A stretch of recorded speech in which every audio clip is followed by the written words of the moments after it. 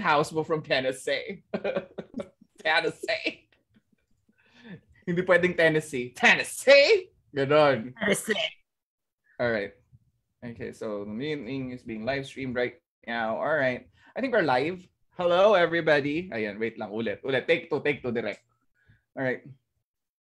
Hello, everybody, and welcome to this week's IFNG listening series with our lovely friends from Elite Intellect. Today's lecture is going to be delivered by our one and only Mother Dearest. I don't know what half he is right now, but we're going to find out later.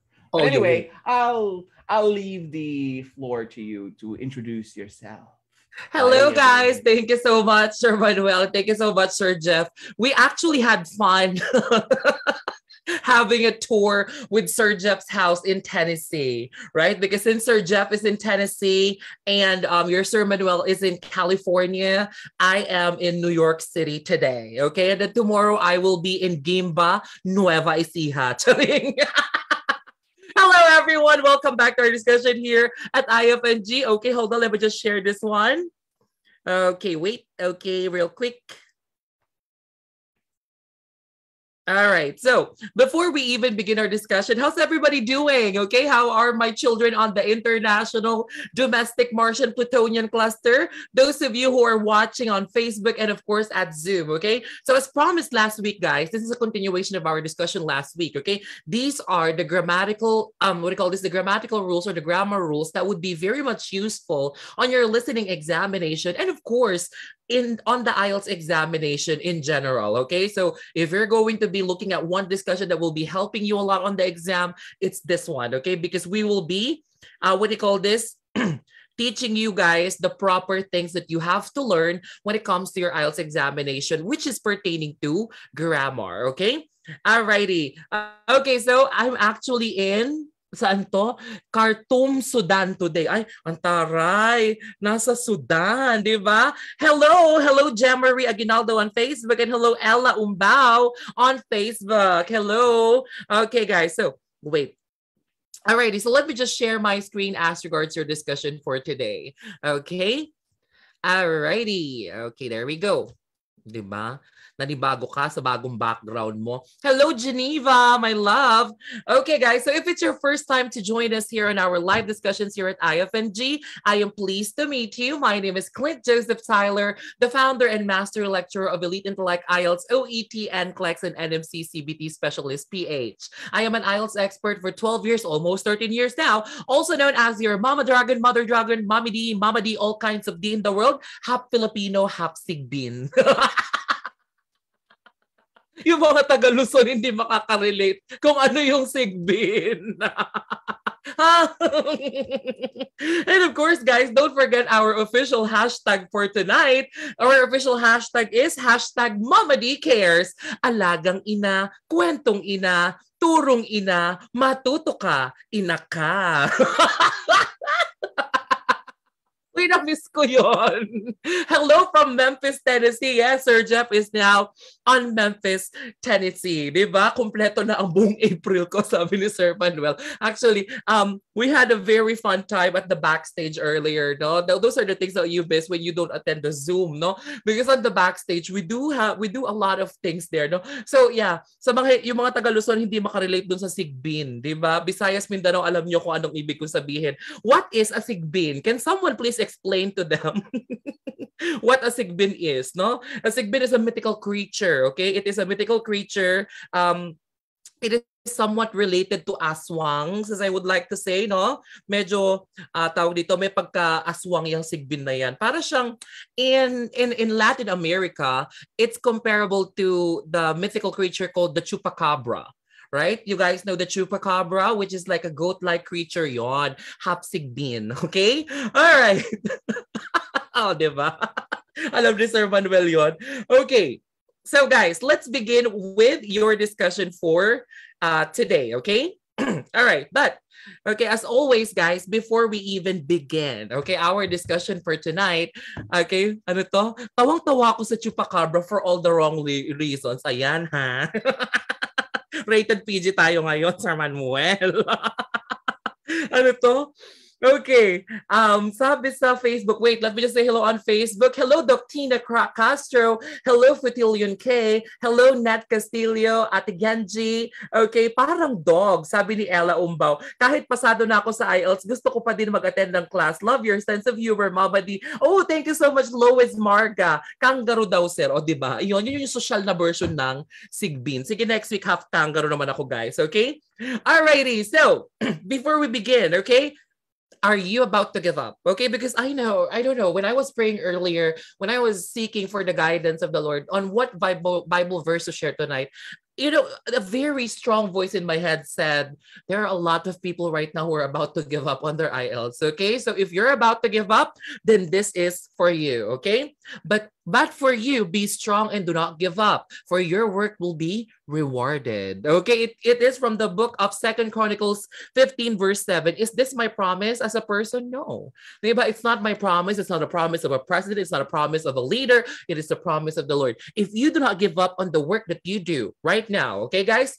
Even if the preparation in the IELTS seems a little bit difficult or it seems a little bit laborious at times, guys, one thing to remember is that it is already promised in the book, which is, okay, do not give up because your work will be rewarded, okay?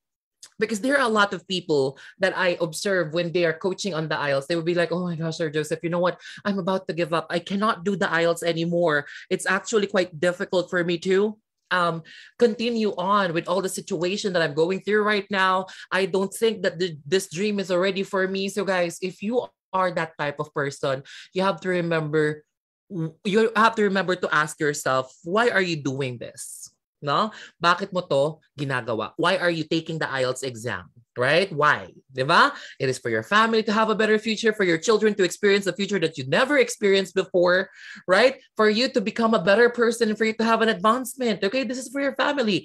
Okay, or this is to glorify the Lord much better, right? So don't give up because your hard work will be rewarded one day. Okay? Alrighty, so what a fun way to start. Pa-shout out pala sa friend ko na student nyo, si Evrin. Hello, Evrin! There you go. Okay, Maya Rivera, congratulations. Sir Jeffrey, dito lang ako manunood. Go, Sir Jeff. Hello, Meritus Hombre. There you go, guys. Okay, so let's start, all right? So let's start on your discussion today with the essential grammar rules for IELTS examination. And we're going to be using Elite Notes, okay? So for those of you guys who would want to get a copy of Elite Notes, if you are already an IFNG member, okay, if you're already an IFNG member, you are going to be automatically getting the PDF version later on after the discussion. Okay? So what if I'm an Elite student and I'm watching via the Elite platform? Okay? Don't worry. I'll be sending you guys a copy about this one. And of course, the members of IFNG. Sir, what if I am not a member of IFNG yet? It's my first time to join this, or it's my second time to join the free live discussions at IELTS Filipino Nurses Group. What should I do to get a copy of the Elite Notes? It's quite simple, guys. Okay? For you to get a copy of the Elite Notes later on after the discussion, just like the Facebook page of IELTS Filipino Nurses Group, the one where you're seeing the live right now, okay? And then send a message to the admins for you guys to be added on the group chats, okay? So from IFNG, hello friends. If you are enjoying the live stream tonight, please do not forget to share the live stream to your friends, family, and your lover. Share daw sa lover. Paano naman po yung mga single? Alam mo anak, kung single ka, okay lang yan. Wala namang expiration ng pagiging single, no? Balang araw, makakahanap ka rin ng magiging jowa. Siguro pag mga 70 ka na, carry pa yan. Okay. Hello, Victoria Ramones, my love. Okay, guys, so let's begin. Okay, sir, why is it important for us to learn grammar rules, okay, on the IELTS exam? Basically, guys, the grammar rules that I will be teaching you, not all, okay, because in total, there are 892 grammar rules all in all, diba? But you only need a few essential grammar rules for you guys to pass the IELTS exam. Sir, why is grammar important? Apart from, it is 25% of your final grades on the exam for listening, for reading and writing, for speaking and writing, grammar, guys, is also an imperative part of your listening and reading, okay? Because if you're not writing your answers grammatically correct on the exam, then the tendency is that you're not going to be marked correct by your examiner, okay? What else? It makes your sentences coherent, right? When you are using proper grammatical rules on the exam, nagiging coherent ang sentences natin. When we say coherent, what do you mean by this one, Sir Joseph? It's clear, it's connected, it's flowing together. That is the meaning of the word coherent. And also it shows your advancement with English. Okay, I'll show you 2 examples. Okay, just a quick example here.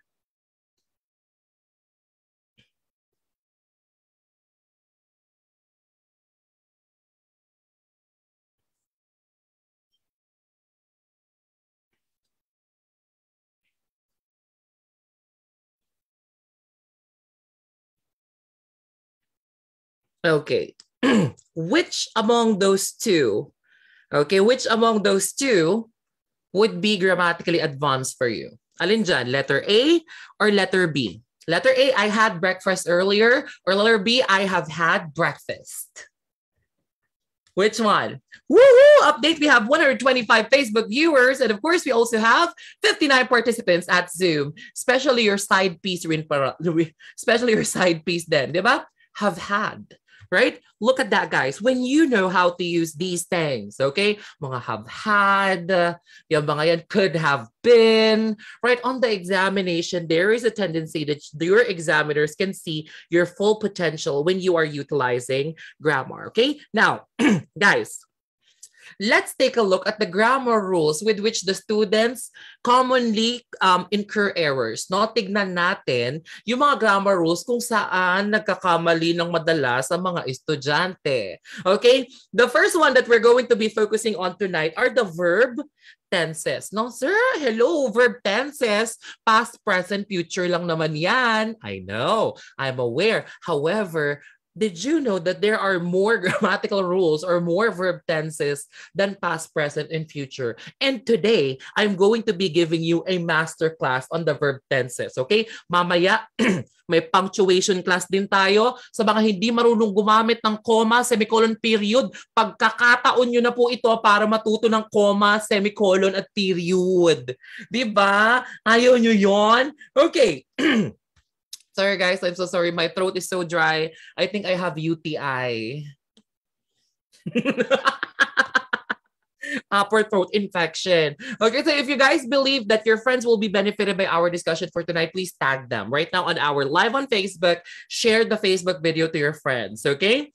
Gusto ko yon, di ba? Alin ba? Grabe ka naman. Eto na nga. Let's talk about verb tenses. Ano kaya kung ganun ka magsalita, ano? So on the exam, if you were asked about the past, you're going to use past tense. Guys, you have to note, guys, that verb tenses are actually quite imperative on the test, okay? If your examiner asked you, okay, about a question in the past, kailangan ang ginagamit natin ay past tense, no? Because some of the students, let's say, the question is, when you were in high school, what was your favorite pastime?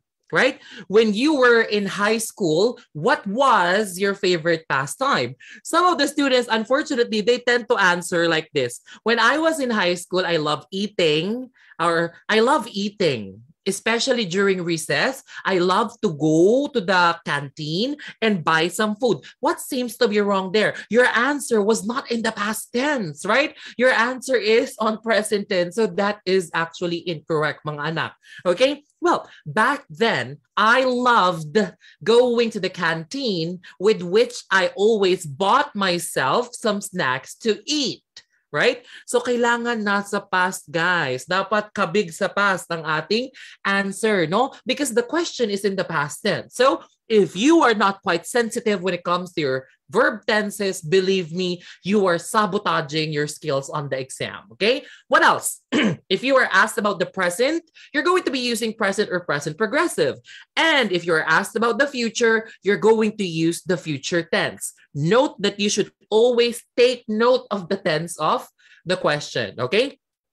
In the future, what do you think are the further developments when it comes to communication? Diba? Ang tanong ay, in the future. Diba? Hindi pa pwede ang sagot dyan ay, hindi pa pwede ang sagot dyan, there is more there is more technology that could make people see each other, like holographic technology. Hindi pa pwede. Diba? Well, maybe in the future, there will be, okay, technological furtherance which pertains to how to make communication more convenient.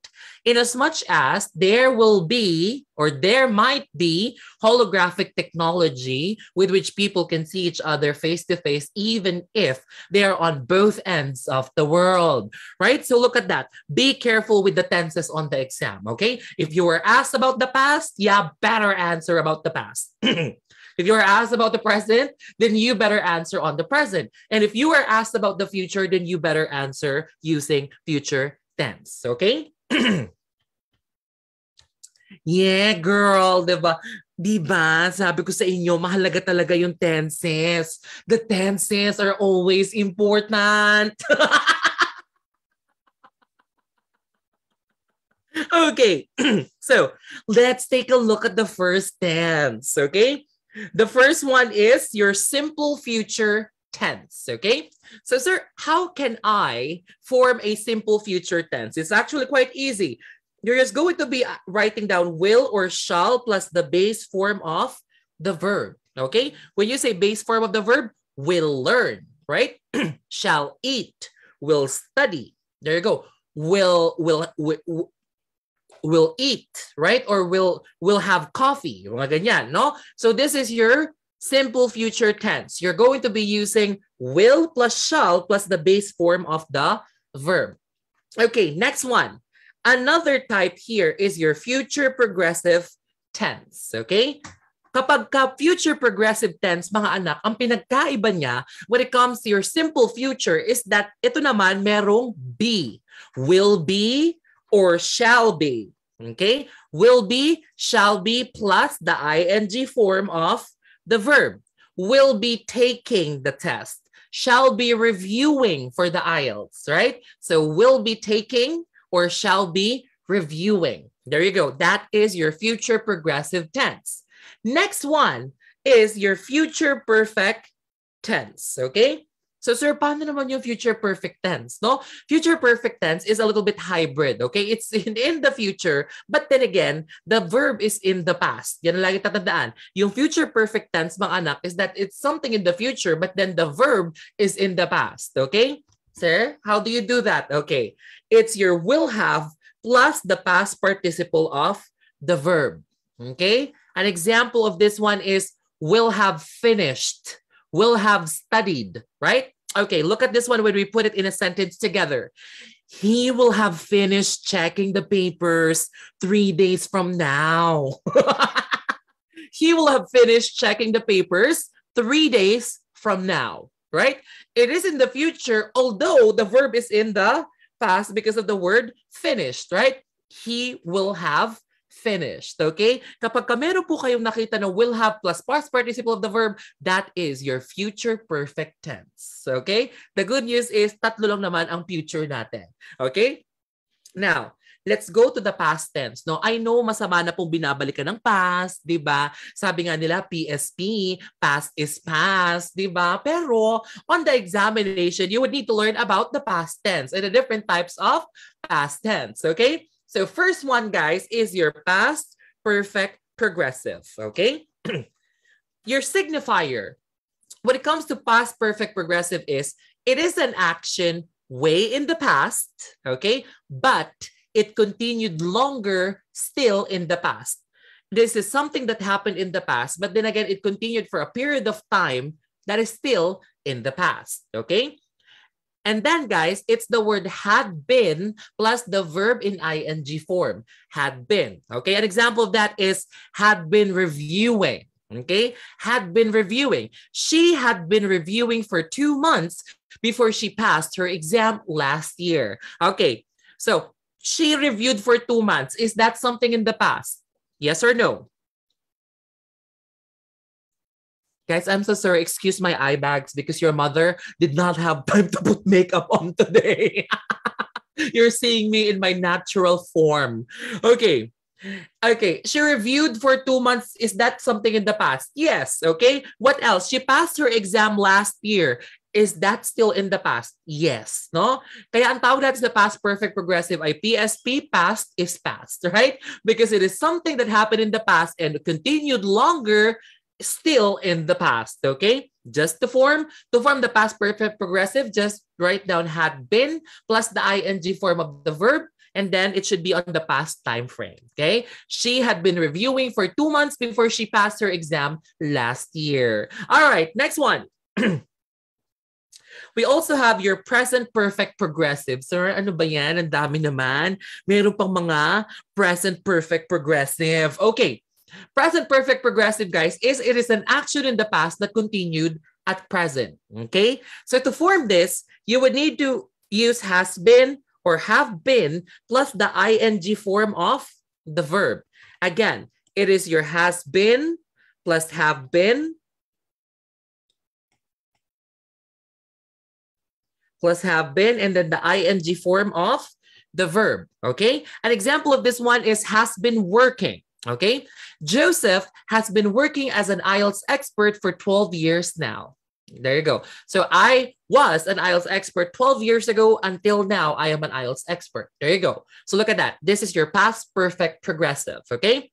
Sir, what about the future perfect progressive? Okay, so if there is a past perfect, if there is a present perfect progressive, there is also what we call your future perfect progressive. Okay, so sir, how can I say if that is a future perfect progressive? Okay, number one signifier, guys, is that the action is yet to be completed in the future. It's still to be completed. Okay, so to form this, guys, you should use will have been plus the verb in ing form. Again, will have been plus the verb in ing form. Will have been reviewing is an example of this one. Okay? Now, to use this in a sentence, look carefully. Mary will have been reviewing for 3 months by the time she amassed a score of 7.5. Right? So, at that time, it's still in the future pag naka 7.5 siya. Okay, another example is Kara will have been studying. Okay, Kara will have been studying for 10 years by the time she finished her medical degree. There you go. So Kara will have been studying for 10 years by the time she finished her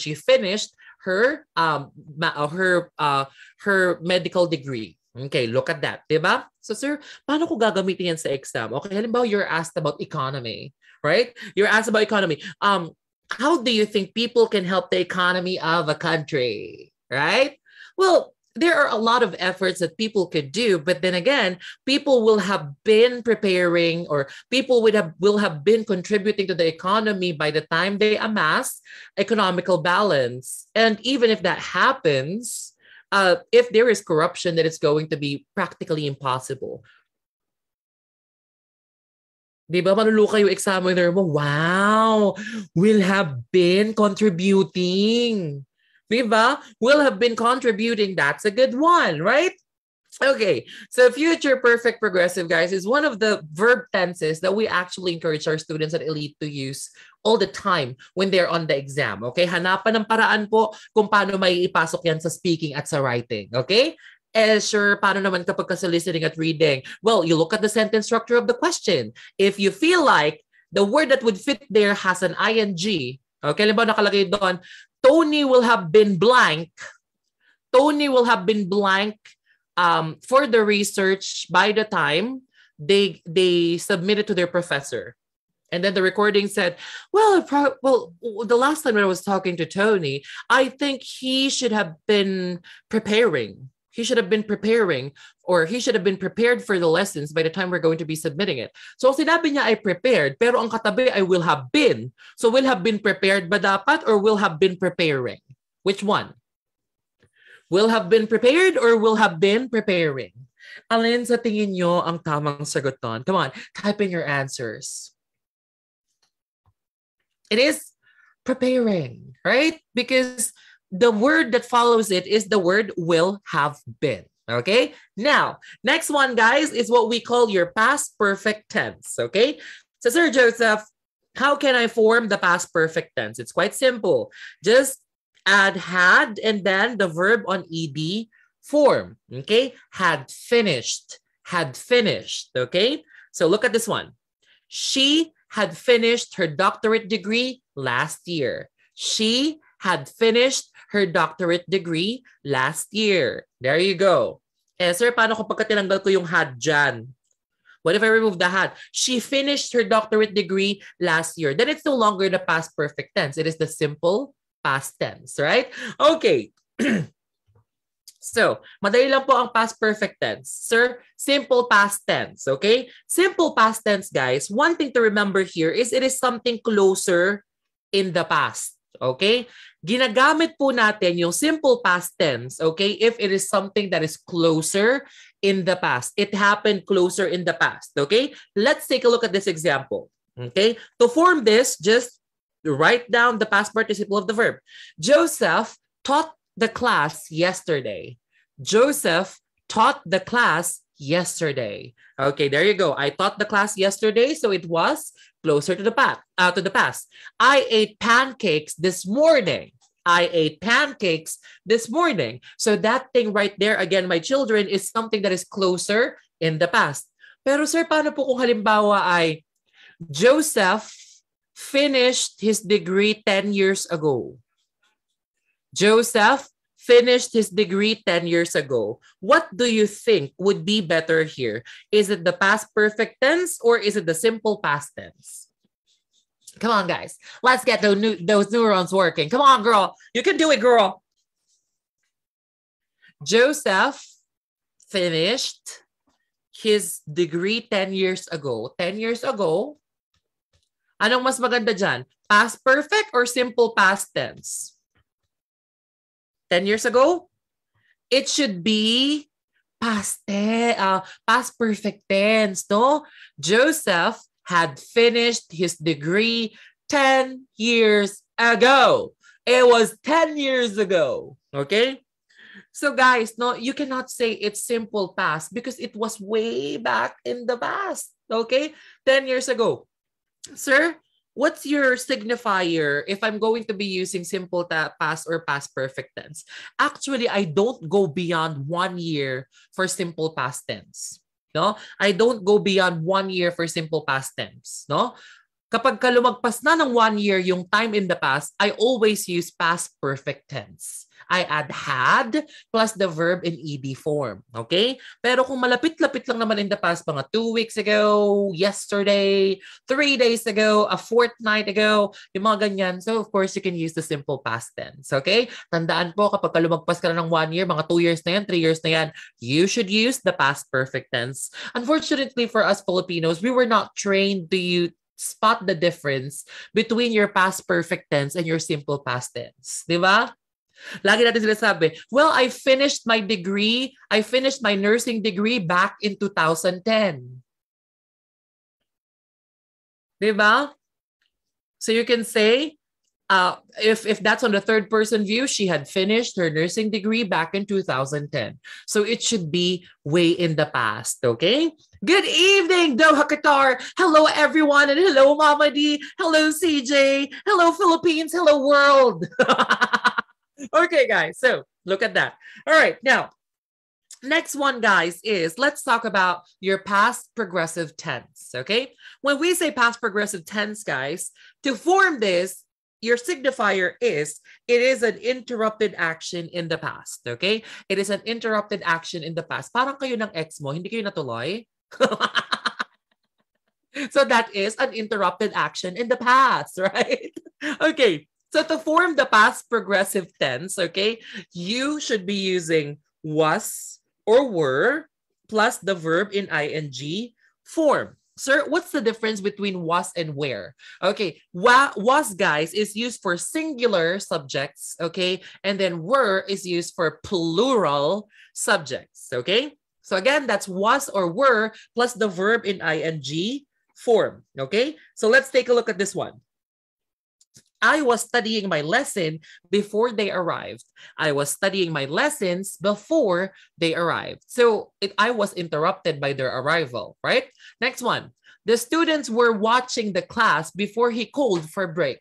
The students were watching the class before he called for break. Okay, so look at that. No, it is something that is interrupted. It is an action in the past that is interrupted. Then that is a past, present, progressive, right? Ah, yun pala yun, sir. Akong ginagawa ko lang pag past tense, nilalagyan ko ng ed. Pag present tense, nilalagyan ko ng ing. Pag present progressive. Tapos pag future po, nilalagyan ko lang ng will. O kaya shall. There are a lot, there are more things, okay, than that, guys. Believe me. Okay, so, next one. Simple present tense, okay? Simple present tense, okay? When we say simple present tense, guys, okay, it is something that is repetitive or habitual. Again, it is something that is repetitive or habitual. It is just the present form of the verb. Okay, so look at this one. I teach the Ielts. I teach the Ielts. Do I teach the Ielts every day? Yeah, I do, except for Sundays, right? So it is something that is repetitive for or habitual. Okay, what else? She reviews for the Ielts. She reviews for the Ielts, okay? So her review, is it something that is repetitive or habitual? Yes, it is. Oh, no, sir. You know what? My review for the Ielts is not something that is repetitive or habitual because I just review whenever I feel like reviewing. Sino dito nakaka-relate? Okay, from Mark S. Cab. Salamat sa free lecture, sir. Napakaklaro. Oh, you're welcome, Mark, my love. Okay, sino dito nakaka-relate? Sir, I just prepare for the IELTS when I feel like preparing for the IELTS. But if I don't feel like preparing for the IELTS anymore, I don't want to prepare for it. Meron ba tayo mga watchers na ganyan?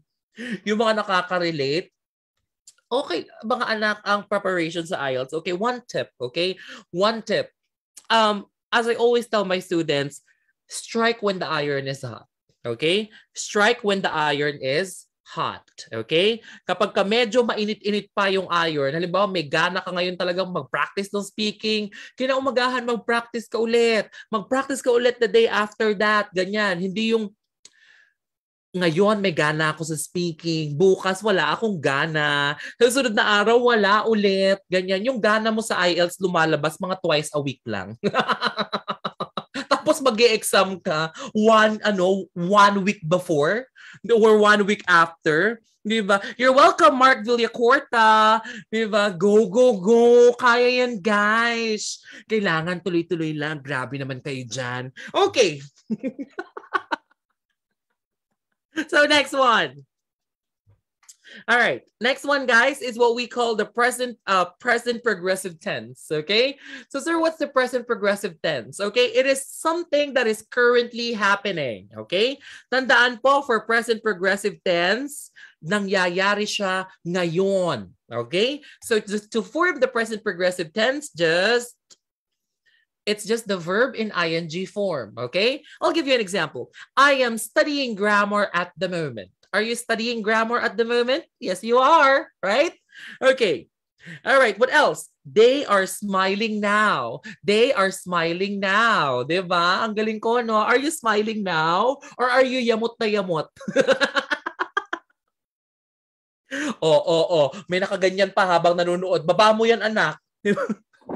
Ano? Si Mama Di, paano kaya niyang nakita? Mga iba't ibang uri ng itsura ng mga nanonood ng live ko sa IFNG. Okay, ganito. Yung iba, ganito. Itsura pag nanonood ng live ko sa IFNG.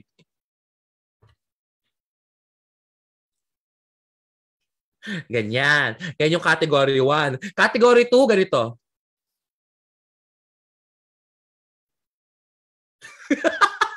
Yung category 2, yung hindi mo na maipinta, yung muka, di ba? Mga anak, kalma lang, okay? I'm here to make your life easier on the IELTS exam, believe me. Okay, now, next one. We have your present perfect tense, okay? Present perfect tense, okay? When you say present perfect tense, it is an action with an indefinite time in the past. Okay? When you say it's indefinite, no? Daming natawa dun sa letter B, yung hindi na maipinta yung itsura. Ano ba yung pinagsasabi nito? Bakit ganon? Nag-aral naman ako ng high school pero nakalimutan ko yan. Lahat naman tayo. Diba? Very interesting, sir. Thank you. Oh, you're welcome, Mary Lianyo Visconde. Lahat naman tayo mga anak, 'di ba? Kung alam nyo lang na magagamit pa yung English pag graduate natin ng high school, sana ginalingan mo na, 'di ba? Lahat ng mga pinapasulat ng mga teacher mo ng mga verb tenses, 'di ba? Hi, Ma'am Excelsis Gata Belisma, if you're watching. I love you so much. Nanonood pala si Ma'am Excel, She was my favorite English teacher when I was in high school. She was the one who believed in me that I will have a future on the English world. And I did not believe in her when she told me that. But then again, girl, here I am. A few years later, here I am, lecturing for the Ielts. Okay. So, present perfect tense, it is an action with an indefinite time in the past. When you say indefinite time, hindi sure kung kailan nangyari. Right? Okay. So, to form this, just write down have, okay, plus the verb in ed form. I have watched this movie before. I have watched this movie before. Okay, so you're not sure if you have watched it when, right? Okay, she have thought of this before. She have thought of this before, right? You're not sure if she thought of it before. I know that she thought of it before, but I'm not sure when, right? When have this girl thought of this before? Okay. So look at that, guys. You have 12 tenses, okay? Sir, do I need to memorize those tenses? No, you don't. No, you don't, okay? You do not need to memorize these tenses, although you have to be familiar with them, okay? You have to be familiar with them. Update, woo! Woo! We have 145 Facebook viewers. Go, go, go! I hope in the future, IELTS will be included in the nursing curriculum, di ba? Kasi technically, the nurses, or not just the nurses, also the other professionals, they need the IELTS, diba? Especially if you're going to New Zealand, Australia, Canada, diba? UK, United States of America, diba? Ghana, Bhutan, South Africa, charing. Diba? You would need the IELTS examination. Diba? Malay nyo in the future. Diba? Okay. So guys, eto na. Another. Okay. I promised you earlier that I will be teaching you guys on how to use your period, semicolon, and your comma later on. Okay? So focus now. It's time for us to focus. Okay? For you to know that, you have to know what clauses are. Okay? So let's talk about clauses, okay? Ano ba ang palatandaan natin kung yan ay dependent or independent clause? Basically, that's just the thing that you would have to know before we go to the punctuations later, okay? Believe me, that's the most useful thing that you could ever learn for writing, the use of period, of comma, and semicolon, okay? All right, so clauses are either sentence parts or sentence types, okay? It's either they are a part of a sentence or it's either they are a type of a sentence. Now, there are two clauses on that you might encounter on the English language, okay? The first one is the independent clause and the second one is the dependent clause, okay? Dalawa ang clause natin. Independent at saka depend. You forgot Khartoum, Sudan! Diba? Uy, malapit na yung Miss Universe Philippines, di ba? Sino sinusuportahan nyo dyan? Merong isang kandidata po na elite baby. Abangan nyo sa Q&A. Okay. Kapag meron kang kandidata doon narinig na gumagamit ng mga atrocious, mga imperative, germain, mga ganyan, abangan. Di ba? Si Miss Trinidad and Benguet. Charing. Si Miss Trinidad and Tobago. Okay. So, clauses. First is the independent clause. When you say independent clause, guys, it can stand on its own. Okay? Yung sentence na yan, it's already a sentence, okay? It has a complete thought, okay? So, it contains a subject and a verb. Ang palatandaan nyo po na ito ay independent clause is that there is a subject and there is also a verb. Okay? What else? It denotes a complete thought. Once you read that thing, it gives you a complete idea about the statement itself. Okay? I'm going to give you an example. Okay, look at this one. Joanna studied in the classroom for the quiz. She noted all the lessons well. Again, Joanna studied studied in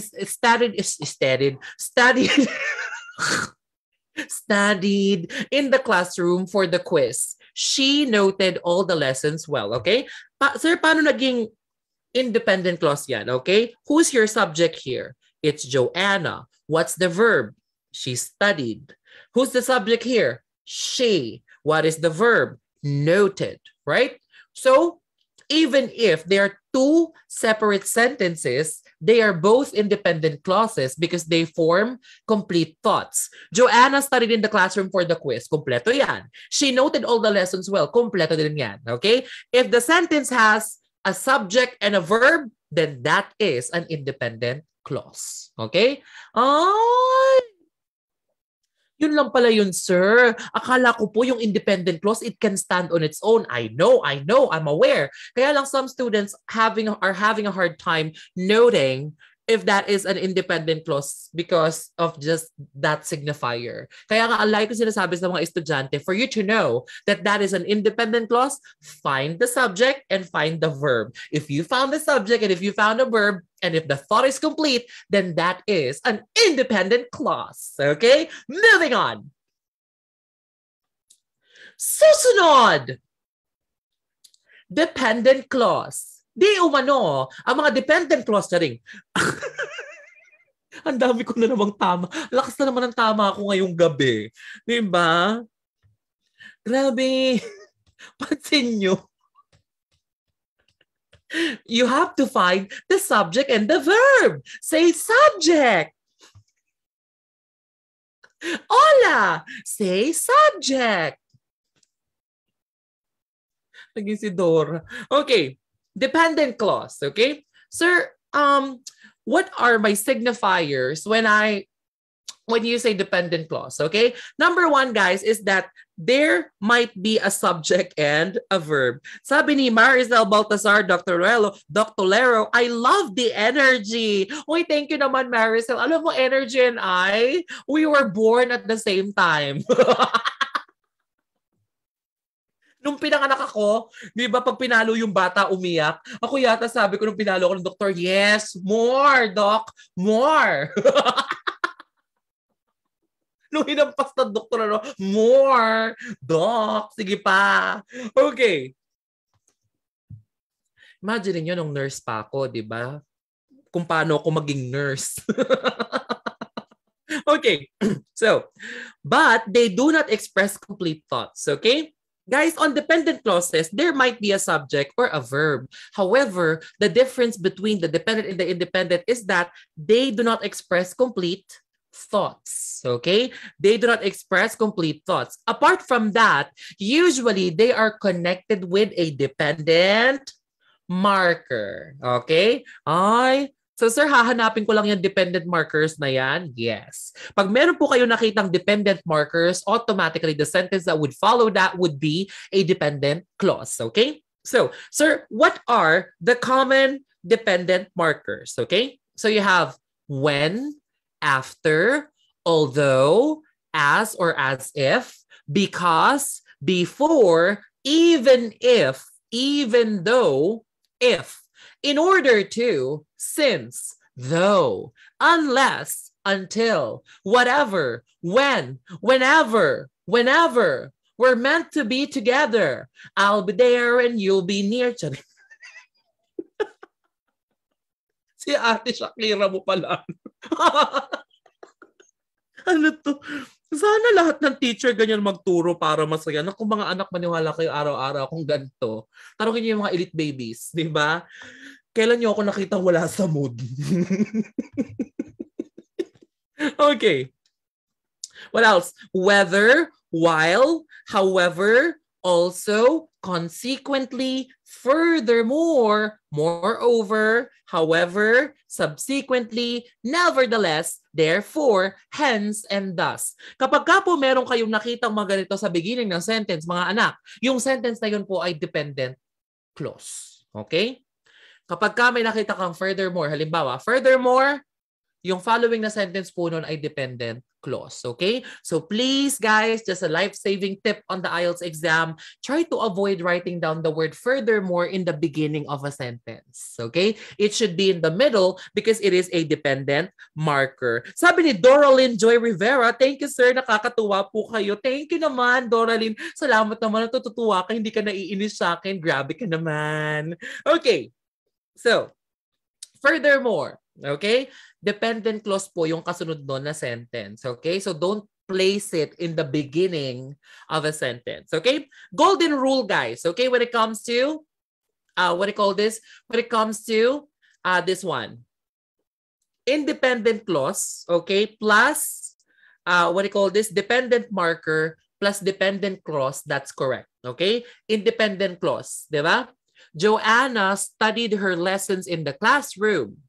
Moreover, she talked to the teacher after. Moreover, she also talked to the teacher afterwards, right? So you have your independent clause, dependent marker, plus your dependent clause. Tama yung structuring na yan. Pero, kung dependent clause, tapos independent clause ang pinagsunod mo, di ba? Furthermore, she talked to the teacher afterwards. Joanna studied in the classroom, then it becomes incorrect. Okay? Tandaan lang mga anak, napakadali lang yan, di ba? Kailangan lang po, pag may nakita kayong dependent markers, ang kasunod niyan ay dependent clause. Okay? So that's the difference between your dependent and your independent clause. Okay? All right. Okay. So guys, before we move on, give me 2 minutes na just refill my drinking water. Mabilis lang to, kukunin ko lang yung tubig ko. Quick na quick lang, wag na kayo umalis dyan. So while I'm getting my water, guys, Ate Genji, any tips for them to improve with grammar? Hello, Mother. Hi, everybody. I'm sorry, I'm under the weather right now, but then okay, but I'm okay. Anyway, guys, regarding tips on grammar, okay, aside from the things that Mother D gave, because I think he already has given us all the things that we need to do because he simplified everything for us. No, can you just see? Until now, I'm still in awe because every time that Mother does speaks, there's always something new to look for. And then right now, even though I feel like going to sleep, but then I'm still awake because I'm trying to absorb everything. So if there's one thing that I would like to tell you guys right now, it's to listen to the lectures of Mother D because he's making it so simple for us to understand. Okay, and I really owe everything to you, Mother, regarding the grammar and all of the IELTS lectures, everything. So that's the thing, guys. Okay, that's the only thing I can tell you right now and just to give you a tip, listen to all the lectures because up until now I am still learning. And that's the truth, guys. Okay, so back to you, Mother, giving the floor, the ceiling, and the window and everything to you. Okay, bye, guys. So much. Thank you so much, Ate Genji. Alam nyo, yes, that's what I do love about my tenured coaches is that when I do my lectures, they're listening. They're listening, they're trying to improve with their skills more, even if yung mga yan ang tataas na nakuha sa exam. Diba? Pero at one point of their IELTS preparation, guys, believe me, they were also on your shoes, right? They were also on your shoes. They were watching at IFNG, diba? And then the Lord has guided them to become elite intellect students, and then they got good scores on the IELTS, diba? So sino kaya ang susunod, diba? Nagpa-star search, diba? The next alagad ni Mama Di, charing. Okay, so let's talk about commas, okay? When you say comma, it means that the patient is unresponsive. There are different types of commas. There is a stuporous comma, and there's also full comma, charing. naging NCLEX, wala yun. Direct, paki-edit out, nakakahiya. Okay. So guys, when we say commas, ito na, pinaka-importante part na to ng discussion guys, tutok na, okay? Alright, tutok to win! Charing. First things first, let's talk about commas, okay? Ako guys, believe me, when I tell you, I finished my degree in another country with using just this signifier. Kapag binasa ko yung work ko at feeling ko masyadong tuloy-tuloy, ibig sabihin may comma doon. Diba? You try to read the work. Let's say you're writing an essay. Okay, you're writing an essay and then you're reading your essay. Diba? You're reading your essay and then you felt like, there's a sentence that's way too continuous. Baka may comma dito. So you better find that because a comma is a direct interpretation of a semi-pause. Okay? It's a pause. Alright? So when you're delivering, hindi naman tuloy-tuloy yan. Diba? Hindi naman ganito. There are many types of people in the world and the people are actually learning a lot. And when they learn, there are a lot of things that they actually do. When they learn, there are things that they can actually amass and they learn. Isang palalo ni gamot sa ulo ng sakit. At ang susunod na stasyon ay Betigo Belmonte. Paparating na sa Betigo Belmonte. Diba? Hindi naman ganon. Actually, may pauses siya. Diba? There are things that people could actually learn in this world. Once they amass their skills, diba? So there's a comma, right? Okay. Bet nyo yun, ang susunod na istasyon ay Betigo Belmonte. Paparating na sa Betigo Belmonte. Ewan ko. Sa lahat ng istasyon ng LRT, yun ang favorite ko.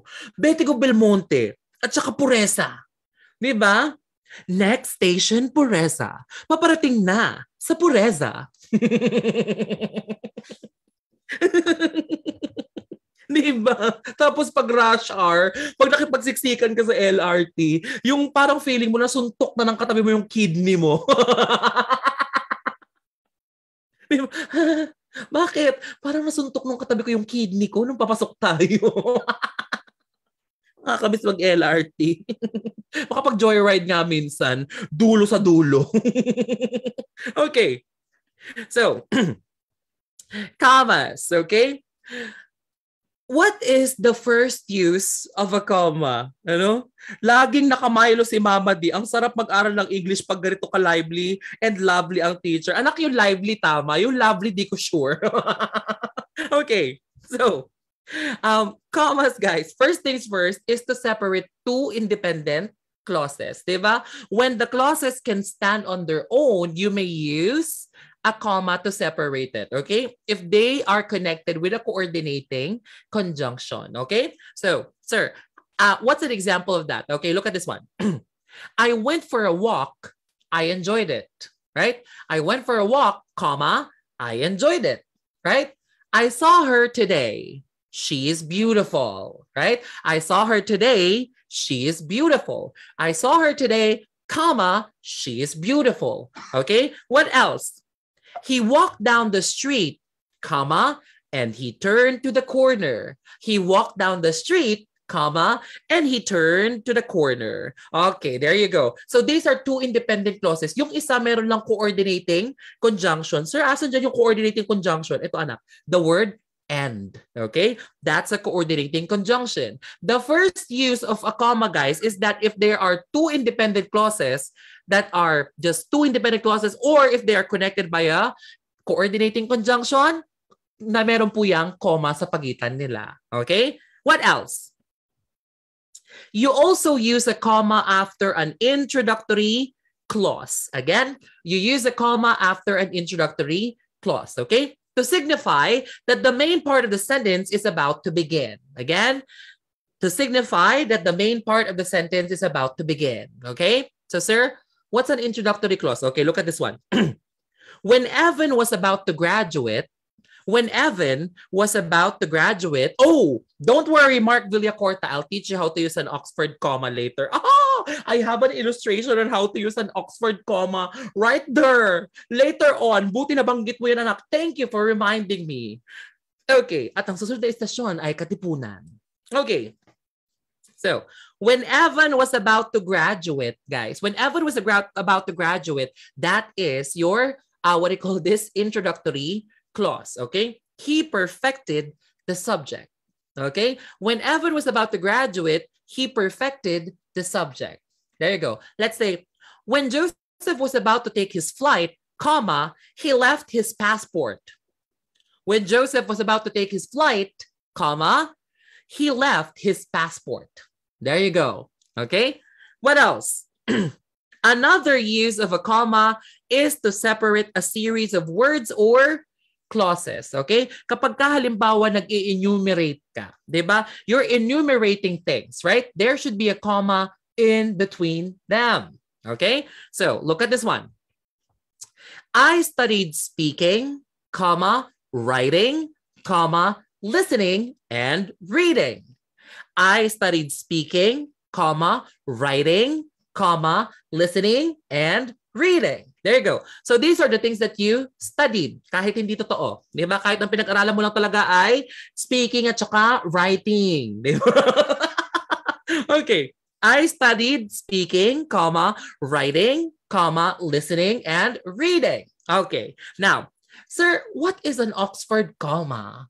I heard of Oxford comma before, but I'm not sure how to use an Oxford comma. So, dahil masipag ako, I made an illustration here about an Oxford comma. Okay, look at this one.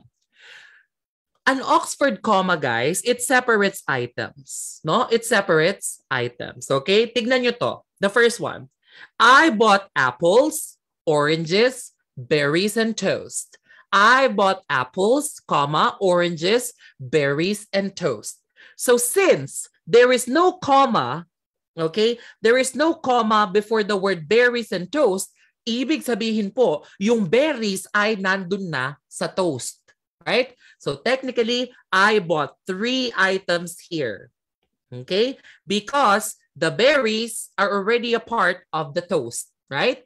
So, I bought apples, comma, oranges, comma, berries, and toast. Ibig sabihin po, 3 items lang to kasi yung berries ay nakalagay na sa toast. But, if you're going to be using an Oxford comma, it makes it 4 items. Okay, look. I bought apples, oranges, berries, comma, and toast. There you go. Yan po ang gamit ng Oxford comma to separate items, no? Kasi pag sinabi nating berries and toast without the Oxford comma, then the berries become a part of the toast. Pero pag nilagyan natin ng Oxford comma in between berries, comma, and toast, then of course, it becomes a separate item. Nakahiwalay yung berries, nakahiwalay yung toast. Ganito lang yan. Pag walang Oxford comma, 3 items lang to.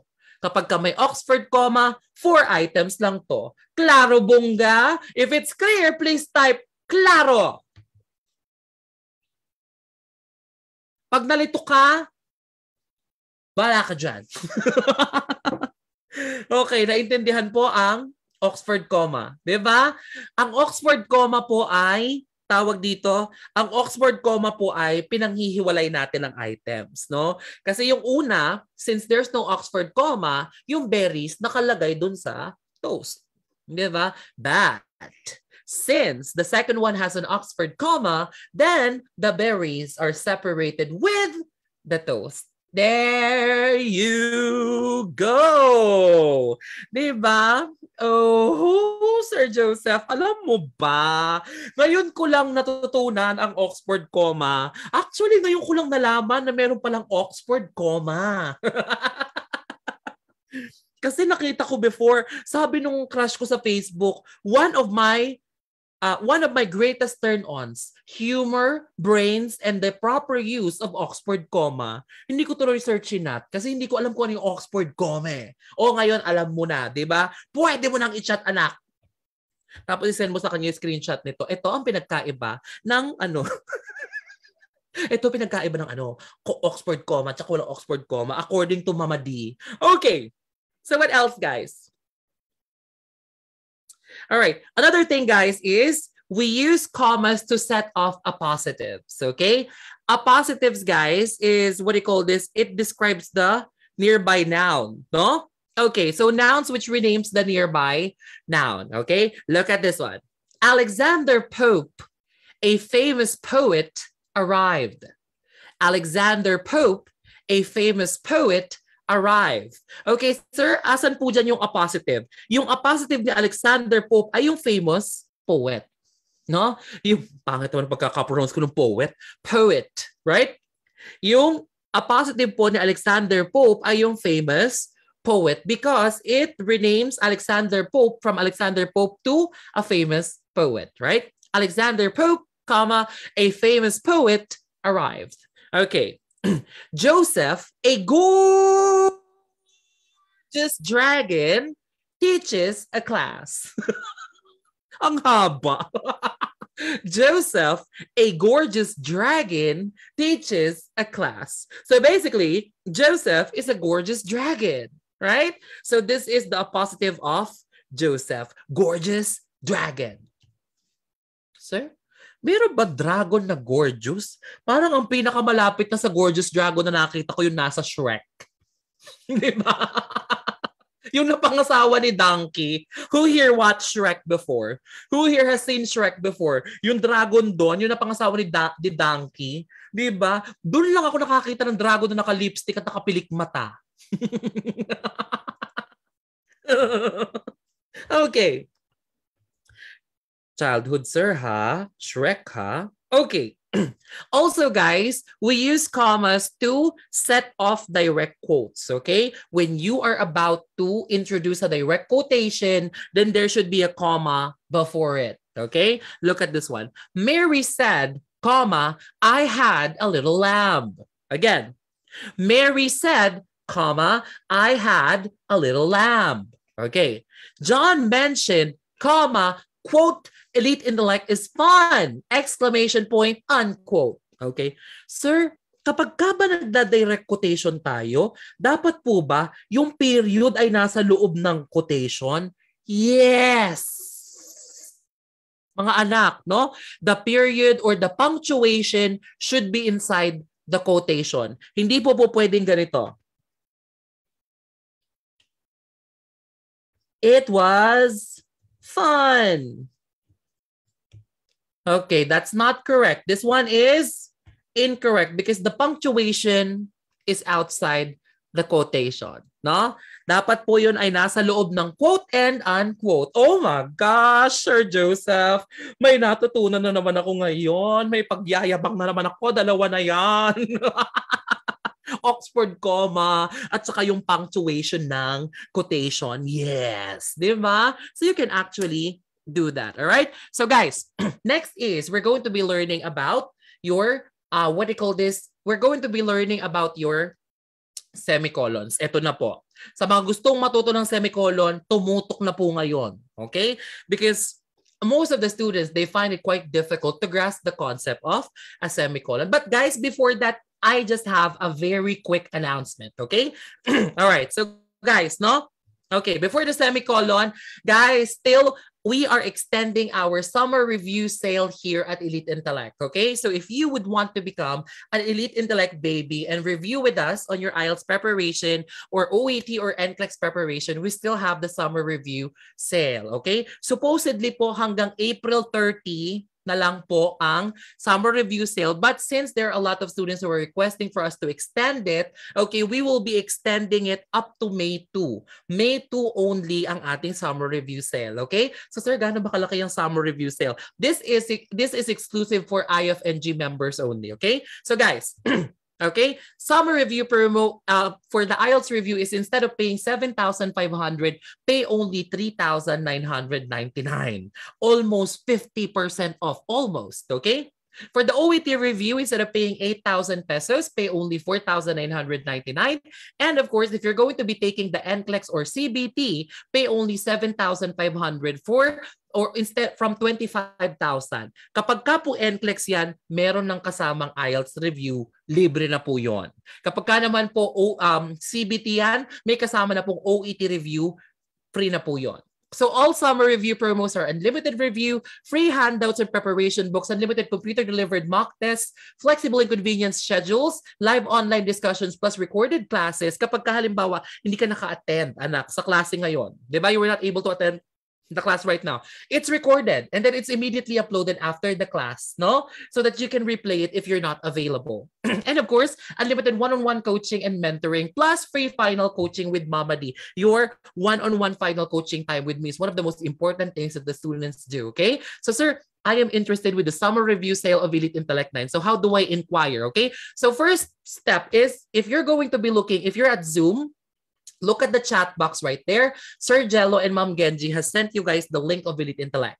For those of you on Facebook naman po, Sir Jello and Ma'am Genji has sent you the link of Elite Intellect there. Okay? Thanks, Inay. Oh yes, gusto ko talaga i-extend kasi ang dami-dami estudyante nagre-request po sa summer review sale.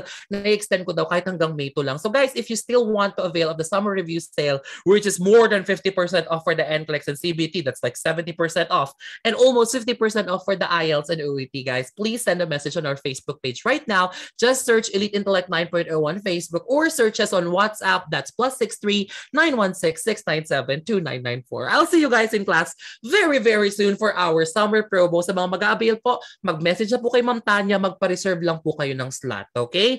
Magpa-reserve kayo kay Ma'am Tanya, Ma'am Tans, pa-reserve po ako ng slot. I will be enrolling, okay? So sir, kapag ka po halimbawa group po kami, like let's say there's 5 of us, may discount pa po yung 3,999. Kung 3 friends and above kayo guys, from 3,999, 3,500 na lang po each student for group of 3 and above. Okay? So I'll see you guys in class ability to like very soon. Okay? So thank you guys so much. Send a message on our Facebook page right now. Okay, going back. Sure. Ay, ito na yung semicolon, mga anak. Okay, let's talk about your semicolon. Okay, a semicolon is beside the ascending colon and the descending colon. Sometimes, nakakatawa yon, Joseph. A semicolon is beside the ascending colon and the descending colon. Sometimes it cannot be seen by colonoscopy. Okay. Ayoko nang tumawa. Kanina pa kayo. Kalma. Kumalma ka ng konti, Joseph. Okay, going back. Ayoko na. Let's take a look at the semicolons. Okay, so when do we use a semicolon? Okay, did you remember the dependent markers earlier that I gave you? Hello, mother. Hello, Olgero. Lara. Ay, si Lara ba to? Hello, Lara, anak. Okay, so if the sentence is connected by a dependent marker, did you remember the dependent markers that I showed you earlier? Yung mga moreover, however, whenever, wherever, whenever I see boys and girls selling lanterns on the street. Diba yung mga yan, no? Those are your dependent markers. Okay, if you see a dependent marker, it means that there should be a semicolon before it. Okay, look at this one. The assignment is extra credit, semicolon. However, we still need to finish it. The assignment is extra credit, semicolon. However, we still need to finish it. Okay, look at that. Since there is a dependent marker here, which is however, then there should be a semicolon before that. Okay? So yung comma na yan, optional yan. It depends on how you're going to be pointing it across. Okay? Kapag halimbawa, ang pagkakabasa mo ay, the assignment is extra credit, however, we still need to finish it. Then of course, no need to write down a comma. Pero kung babasahin mo yan at ganito, the assignment is extra credit. However, we still need to finish it. Then, dapat dyan po ay may comma. Okay? You have the freedom to choose where to put the comma. Believe me, okay? If there's a pause there, there's a comma, girl. Okay? You have to remember that. Okay. Next one. Semicolons are also used to connect two independent clauses which are directly connected to one another. Again, if there are two independent clauses that are directly connected to one another. Okay? Halimbawa, I saw a mallard, a kind of duck. I saw a mallard, a kind of duck. The duck and the mallard, they are directly related to one another because the mallard is a kind of duck. So since they are directly related with one another and they are two independent clauses, there should be a semicolon in between them. Okay? Kapag meron kang dalawang independent clauses na directly related with one another, there should be a semicolon in between them. Okay? What else? Katrina ate all the pie. The pie is gone. Okay? Katrina ate all the pie. Semicolon, the pie is gone. Since the pie is related to Katrina because she ate it and these two are independent clauses, then there should be a semicolon in between them. Sir Joseph, ganun lang pala yung semicolon. Alam mo, akala ko pang matalino lang yan. No, it's not. Okay? Basta alam mo kung paano tumingin ng dependent at independent clause, believe me, you will learn how to use that semicolon. Okay. Ako, mga anak, my strongest signifier, especially when I'm writing an essay, is that there should be no 3 commas in a paragraph. Okay? There should be no 3 commas seen in a paragraph. Sir, paano pa nag-i-enumerate ako? Okay lang yon. Sir, paano kapag ka-series po yon? Okay lang yon. Pero kung iba-iba yung ibig sabihin ng sentence mo sa paragraph, tapos 3 comma na ang nilagay mo, then of course you're doing it incorrectly. Okay? So look at this one. Look at the incorrect way of 3 commas. People nowadays are focusing on success, comma. They are willing to go abroad, even if they're alone. They have strong will. Okay, look at that. Diba? There are 3 super commas, right? Ilan yung comma? 1, 2, 3.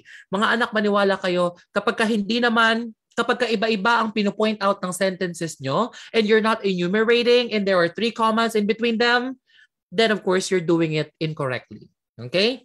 So, sir, paano ko malalaman kung saan ko dapat ilagay yung semicolon? Okay? Ganito lang yan. You can find a dependent marker. Hanapin mo yung dependent marker doon sa paragraph. Okay? And then, you're going to place the semicolon before the dependent marker. Or you can select the independent clause. And then before the independent clause or after the independent clause, there should be a semicolon before that. Okay? So, tignan nyo nga itong mga anak. Balikan nga natin itong sentence na to. Let's go back to this paragraph right here. Okay? Asan po dyan ang dependent marker ko? Come on. You can do it, guys. Which among those things is my dependent marker? People nowadays are focusing on success. They are willing to go abroad even if they are alone. They have strong will. That is the end of section 2. You now have half a minute to slap your seatmate. Tinampal yung katabi. Okay. Which one there is the dependent marker? Is it? Are you sure? Even if. There you go. Even if is the dependent marker. So dapat po, hindi yan comma. Dapat yan ay semicolon. Semicolon. Okay, so look at that. People nowadays are focusing on success. They are willing to go abroad even if they are alone. They have strong will. Okay, look at that. You can place the semicolon before the dependent markers. Okay? Sa example, when you're writing a paragraph on the writing task 2, okay, you have to be pretty much sensitive with your utilization of your period and your semicolon. Sir, I have a question. Am I required to use a semicolon on the exam? No, you're not. Okay? You can actually get a 6.0 or a 6.5 on the examination if you're just using comma and a period. May mga nakaka-7 pa nga lalo kapag maganda yung essay nila. Although, if you would want to give your examiner an extra kick, let's say, or if you would want to really impress your examiner and you're aiming for more than 7.0, guys, then of course you can use a semicolon on the exam. Okay? I highly encourage my students to learn how to utilize the semicolons as much as they can. There we go. Okay. So, guys, look at that. Diba? When you are on the examination, that's what you should do. Okay? Now, the most important technique for tonight. Okay, this is the most important technique for tonight, guys. Okay? Commit to the Lord whatever you do and your plans will succeed. Okay, this is from the book of Proverbs, chapter 16, verse 3. Believe me, guys, when I tell you that, when you are committing everything that you do to the Lord, it's bound to succeed. No, Lord, I commit my business to you because I want to glorify you. Lord, I commit my plans for my Ielts for you because I want to glorify you. That when people see me pass the exam, diba? When people see me pass the exam, it's not me. It's you who will be glorified. Diba? So commit your plans to the Lord. Whatever you do, your plans will succeed. Okay? So before we end this class, let me just pray for each and everyone who attended quickly for tonight. Okay? Heavenly Father, we would like to thank you, Lord God, for another opportunity for us to spread your words to the people who are watching, Father, and of course to teach the students on their IELTS preparation when it comes to grammar. Father, thank you for the lives of the admins of IFNG because, Lord God, they are helping a lot of people when it comes to their preparation. And Lord, I am praying for this one, this person that is listening to this video right now, or who's watching this video right now and praying with me, for you to bless him or her. Bless them, Lord God, with their dreams and their goals, Father, because we know that you are with us all the time. And Lord, thank you so much for guiding the students towards the path of elite intellect line. In Jesus' name we pray. Amen. There you go, guys. Okay? So, that is our lesson for tonight. Okay, mga anak, if you would want to avail of our summer promo, extended po siya until May 2. Okay, May 2, mag-message po sa aming Facebook page. The Facebook page of Elite Intellect 9 is right there on the chat box at Zoom and also on the comment section on Facebook. Okay, so guys, thank you so much. Next week, I'll be live again at IFNG back to 9 p.m. PHT. Okay, ngayon lang talaga nag 10 p.m. tayo because I attended a church service in Pampanga earlier. So I just arrived, no? Pero next week po, we will be back at 9 p.m. PHT, okay? So guys, thank you guys so much for joining us for tonight, okay? Thank you, IFNG. Thank you, Sir Jeff, Ma'am Gladys, Sir Manuel, Sir Marvin, Ma'am Michelle, diba? Mga admins ng IFNG, thank you so much for tonight. Okay, so in behalf of the staff of Elite Intellect 9 Philippines, this is your Mama Dragon sending my love to you from where else? The Philippines. I'll see you guys next week, 9 p.m. PHT, Friday here, live again at IFNG. Back to you, Sir Manuel. Is Sir Manuel here? Halito nga ba si Sir Manuel?